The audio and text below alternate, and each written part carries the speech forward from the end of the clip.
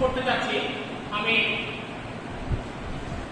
বিপ্লব সাহা, প্রভাষক, বিভাগীয় প্রধান, হিসাব বিজ্ঞান বিভাগ, সরকারি গটিয়াঘাটা ডিগ্রি মহাবিদ্যালয়, গটিয়াঘাটা, খুলনা।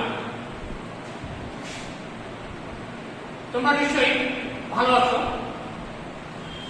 দীর্ঘদিন তোমাদের সাথে সরাসরি সাক্ষাৎ করার সুযোগ সীমিত, সে কারণে তোমাদের সঙ্গে আমাদের দীর্ঘদিন দেখা হয় না।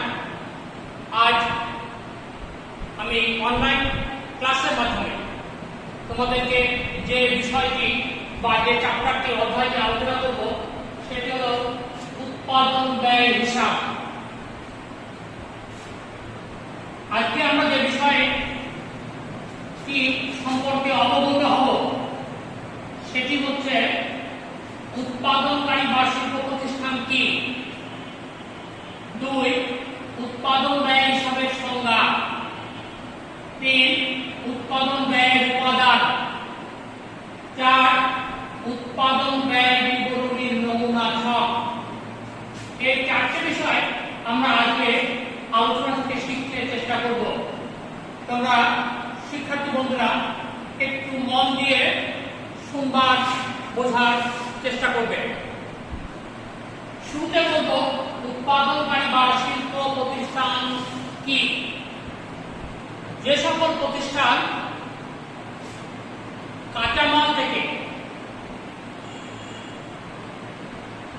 তৈরি পণ্য বা ভোক্তাদের ব্যবহার উপযোগী পণ্যে রূপান্তর করে সেই সকল প্রতিষ্ঠানকে উৎপাদনকারী বা শিল্প প্রতিষ্ঠান বলে। উদাহরণ হিসেবে আমরা বলতে পারি চামড়া শিল্প। এখানে পশুর চামড়া থেকে প্রক্রিয়াকরণের মধ্য দিয়ে মানিব্যাগ, পার্স, জুতা তৈরি করা হয়। আরো বলতে পারি চিনি শিল্প, যেখানে কাঁচামাল হিসেবে আখ ব্যবহৃত হয়। বস্ত্র শিল্প, যেখানে তুলা থেকে সুতা অথবা সুতা থেকে কাপড় অথবা কাপড় থেকে ব্যবহার উপযোগী পণ্য। এই তিনটে যেমন আলাদা আলাদা শিল্প হতে পারে, আবার কোন শিল্প প্রতিষ্ঠান এই তিনটে প্রক্রিয়া সম্পন্নের মধ্য দিয়ে ক্রেতা বা ভোক্তাদের নিকট ব্যবহার উপযোগী পণ্য পৌঁছে দিয়ে থাকে। এরপর দেখবো আমরা উৎপাদন ব্যয় হিসাবের সংজ্ঞা। আমরা এর আগে উৎপাদনকারী বা শিল্প প্রতিষ্ঠান সম্পর্কে জেনেছি, এখন দেখব উৎপাদন ব্যয় হিসাবের সংজ্ঞা সম্পর্কে। উৎপাদন ব্যয় হিসাব বলতে আমরা কি বুঝি? হিসাব বিজ্ঞানের যে শাখা উৎপাদনকারী বা শিল্প প্রতিষ্ঠানের মোট ব্যয়, একক ব্যয়, ব্যয় নিয়ন্ত্রণ, ব্যয় বিশ্লেষণ এবং বিভিন্ন প্রকার ব্যয় প্রতিবেদন প্রস্তুতের মাধ্যমে ব্যবস্থাপন নিকট সিদ্ধান্ত গ্রহণের জন্য ব্যয় তথ্য সরবরাহ করে তাকে উৎপাদন ব্যয় হিসাব বিজ্ঞান বলে। এরপর দেখব আমরা উৎপাদন ব্যয়ের উপাদান বিষয়। এই সম্পর্কে এই বিষয়টি উপস্থাপনের জন্য আমি একটি নমুনা ছক তোমাদের দেখার্থে বোর্ডে উপস্থাপন করলাম। ব্যয় উপাদানকে আমরা প্রথমত দুটো শ্রেণীতে ভাগ করতে পারি। 1. প্রত্যক্ষ ব্যয়, 2. পরোক্ষ ব্যয়। প্রত্যক্ষ ব্যয়, প্রত্যক্ষ ব্যয়ের মধ্যে তিন প্রকার ব্যয় অন্তর্ভুক্ত হয়ে থাকে। প্রথমটি প্রত্যক্ষ কাঁচামাল, প্রত্যক্ষ মজুরি ও অন্যান্য প্রত্যক্ষ খরচ। এই তিনটি বিষয় সম্পর্কে আমি তোমাদের একটু ধারণা দেওয়ার চেষ্টা করব। প্রত্যক্ষ কাঁচামাল উৎপাদনকারী বা শিল্প প্রতিষ্ঠানে চূড়ান্ত পণ্য বা ভোগ্য পণ্যের অবিচ্ছেদ্য অংশ হিসেবে যেটিকে চিহ্নিত করা যায় সেটি হচ্ছে প্রত্যক্ষ কাঁচামাল। ইতিপূর্বে আমরা একটি চামড়া শিল্পের উদাহরণ দিয়েছি। সেখানে আমরা দেখেছি পশুর চামড়া মানি ব্যাগ, পার্টস বা জুতা তৈরির প্রত্যক্ষ কাঁচামাল হিসেবে ব্যবহৃত হয়েছে। তেমনি চিনি শিল্পে আমরা দেখেছি চিনির প্রত্যক্ষ কাঁচামাল আখ বা ইটু। এরপর দেখো আমরা প্রত্যক্ষ শ্রম বা মজুরি। এই প্রত্যক্ষ কাঁচামালকে তৈরি পণ্যের রূপ দেওয়ার জন্য যে সকল ব্যক্তি বা ব্যক্তিবর্গ কায়িক পরিশ্রম করে, সেই সকল ব্যক্তি বা ব্যক্তিবর্গকে প্রত্যক্ষ শ্রম এবং তাদের পারিশ্রমিককে প্রত্যক্ষ মজুরি বলা হয়ে থাকে। এই প্রত্যক্ষ শ্রমিকের সাহায্য ছাড়া চূড়ান্ত পণ্য তৈরি করা সম্ভবপর হয় না। অন্যান্য প্রত্যক্ষ খরচ, এই প্রত্যক্ষ কাঁচামাল এবং প্রত্যক্ষ মজুরি ছাড়াও আরো এক প্রকার খরচ রয়েছে যা সরাসরি প্রত্যক্ষ খরচ হিসেবে চিহ্নিত করা যায়, যেমন রয়্যালটি বা শর্ত ভাড়া, স্থপতি ফিস, তারপরে উৎপাদন শুল্ক, জুতা তৈরির ক্ষেত্রে জুতা তৈরির শ্বাস, ইট তৈরির ক্ষেত্রে ইট তৈরির শ্বাস বা নকশা ব্যয়, এগুলো প্রত্যক্ষ খরচের অন্তর্ভুক্ত হয়। উৎপাদন ব্যয়ের উপাদানকে আমরা প্রথমত দুটো ভাগে ভাগ করেছিলাম। প্রথম ভাগ অর্থাৎ প্রত্যক্ষ ব্যয় সম্পর্কে আমরা অবগত হয়েছি। এবার পরোক্ষ খরচ বা পরোক্ষ খরচ সম্পর্কে অবগত হব। এই পরোক্ষ খরচকে আমরা তিন শ্রেণীতে ভাগ করেছি। একটা হলো কারখানা উপরিব্যয়, আরেকটা হলো অফিস ও প্রশাসনিক উপরিব্যয়, আর একটা হলো বিক্রয় ও বন্টন উপরিব্যয়। এই তিনটে ব্যয় সম্পর্কে আমরা ধারণা লাভ করার চেষ্টা করব। কারখানা উপরিব্যয়,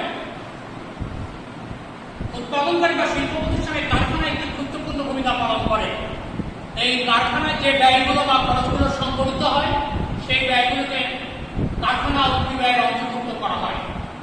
উদাহরণ হিসেবে আমরা বলতে পারি কারখানা ভাড়া, কারখানা বিদ্যুৎ, কারখানা জ্বালানি, পরোক্ষ কাঁচামাল, পরোক্ষ শ্রম, অলস সময়ের মজুরি, অতিরিক্ত সময়ের মজুরি, এগুলো কারখানা উপরিব্যয়ের অন্তর্ভুক্ত।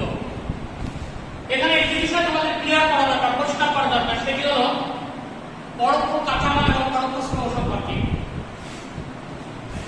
তোমরা লক্ষ্য করবে যে পোশাক শিল্পে আমরা যে সমস্ত জামা কাপড় বা পোশাক পরি, রেডিমেড তৈরি অবস্থায় পরি বা দোকান থেকে ক্রয় করি, এই শার্ট বা জামা তৈরি করতে গেলে কাপড় ছাড়া আরো কিছু কাঁচামাল ব্যবহৃত হয়। যেমন শার্ট তৈরিতে বোতাম, বক্রম বা জামার পোশাকের ডিজাইন করতে গিয়ে বাড়তি সুতা ব্যবহার করা হয়। এগুলো হচ্ছে পরোক্ষ কাঁচামাল। আর পরোক্ষ শ্রম, পরোক্ষ শ্রম হচ্ছে যে সমস্ত আমরা ইতিমধ্যে যে সমস্ত শ্রমিকরা সরাসরি উৎপাদন কার্যে যুক্ত থাকে তাকে প্রত্যক্ষ শ্রমিক বলা হয়। আবার এই শ্রমিকদের যারা নিয়ন্ত্রণ করে তাদের সুপারভাইজার বলা হয়। এটা হচ্ছে পরোক্ষ শ্রম। এদের পরোক্ষ শ্রমিক, এদের পারিশ্রমিককে পরোক্ষ শ্রম বলা হয়। এরপরে দেখবো অফিস ও প্রশাসনিক উপরিব্যয়। অফিস ও প্রশাসনিক, অফিসের কাজে যে সকল ব্যক্তিবর্গ নিয়োজিত থাকে তাদের পারিশ্রমিকতা, তাদের সম্মানী বা বেতন বলতে পারি। অফিস কাজে নিয়োজিত কর্মচারী কর্মকর্তাদের বেতন, নিরীক্ষকের বেতন, অফিস কাজে ব্যবহৃত জায়গার ভাড়া, ঘর ভাড়া, মনিহারি খরচ, এগুলো অফিস ও প্রশাসনিক ব্যয় অন্তর্ভুক্ত হয়। এরপর দেখবো আমরা বিক্রয় ও বন্টন উপরিব্যয় সম্পর্কে। একটি পণ্য উৎপাদনের পর সেটি ক্রেতা বা ভোক্তাদের নিকট পৌঁছানোর জন্য অফিস ও প্রশাসনিক কার্যক্রম ছাড়াও আরো যে কার্যক্রম সংগঠিত হয় সেটি বিক্রয় বন্টন উপরিব্যয়ের অন্তর্ভুক্ত হয়। অর্থাৎ প্রতিষ্ঠানে কর্মরত বিক্রয় কর্মীর বেতন, বোনাস, ডেলিভারি কার্যে নিয়োজিত ডেলিভারি প্রতিনিধি, বিক্রয় প্রতিনিধি বেতন বোনাস, বিজ্ঞাপন খরচ, পণ্য মৌখিকরণ খরচ, প্যাকিং খরচ,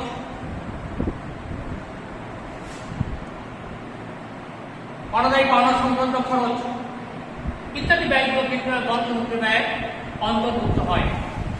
আমরা প্রথম তিনটি বিষয়, আজকে যে বিষয়গুলো আলোচনা করবো সেই তিনটি বিষয় 3 নম্বর অর্থাৎ উৎপাদন ব্যয়ের উপাদান সম্পর্কে অবগত হয়েছি।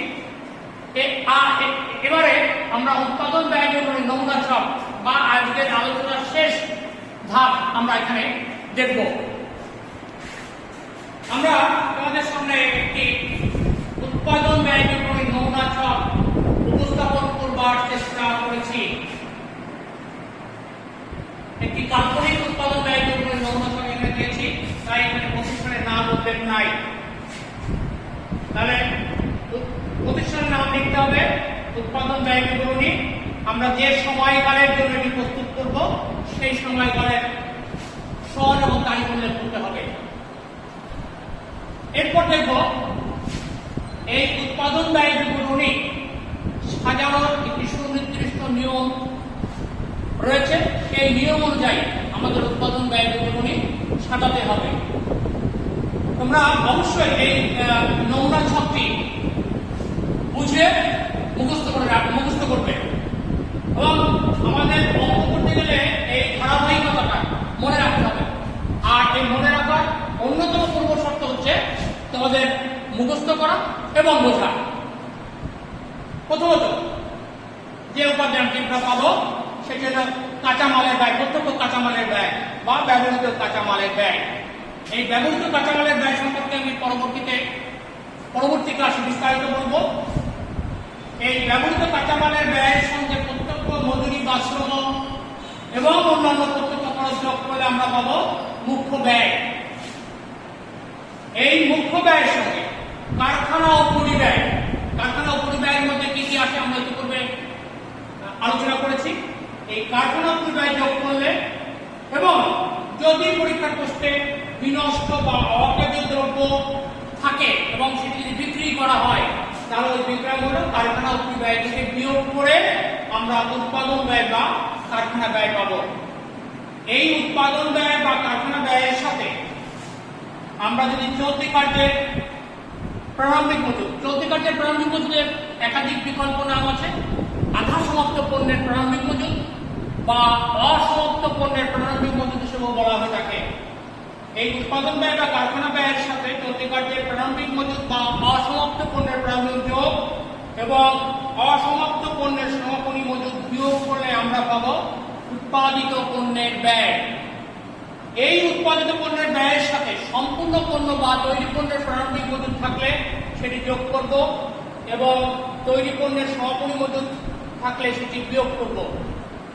এইভাবে উৎপাদিত পণ্যের ব্যয়ের সাথে তৈরি পণ্যের প্রারম্ভিক মজুদ যোগ এবং তৈরি পণ্যের সমাপনী মজুদ বিয়োগ করে আমরা পাবো বিক্রিত পণ্যের ব্যয়। এই বিক্রিত পণ্যের ব্যয়ের সাথে অফিস ও প্রশাসনিক ব্যয় এবং বিক্রয় ও বন্টন ব্যয় যোগ করলে আমরা পাবো মোট ব্যয়। এই মোট ব্যয়ের সাথে প্রত্যাশিত মুনাফা যোগ করে আমরা পাবো বিক্রয় মূল্য। এভাবে উৎপাদনকারী প্রতিষ্ঠানে ব্যয় বিবরণী প্রস্তুতের মাধ্যমে আমরা যেমন একদিকে জানতে পারবো যে উৎপাদনকারী প্রতিষ্ঠানের উৎপাদিত পণ্যের মোট ব্যয় বা একত্রিত ব্যয়ের পরিমাণ নির্ণয়, আবার কাঙ্ক্ষিত মুনাফা যোগ করে আমরা প্রতিষ্ঠানের বিক্রয় মূল্য বা একত্রিত বিক্রয় মূল্য নির্ণয় করতে পারবো। বন্ধুরা, আজকে আমি আলোচনা এখানে সীমিত রাখতে চাই। আগামী ক্লাসে আমি উৎপাদন ব্যয়ের সাথে সংশ্লিষ্ট আরো কিছু বিষয় তোমাদের সাথে আলোচনা করব। করোনা ভাইরাসের প্রভাব সারা বিশ্বে এখনো কাটেনি। তোমরা নিশ্চয়ই সামাজিক দূরত্ব রক্ষা করে বাইরে চলাফেরা করছো। বাইরে চলাফেরা করলে অবশ্যই সার্জিক্যাল মাস্ক বা কাপড়ের তৈরি মাস্ক পরিধান করে বাইরে বের হবে। যদি কোনো সন্দেহভাজন আত্মীয় বন্ধু বান্ধব তোমাদের ঘরে থাকে তাদেরকে অবশ্যই আলাদা রেখে এবং নিরাপদ দূরত্বে রেখে তোমরা সবাই সহাবস্থান করতে পারো।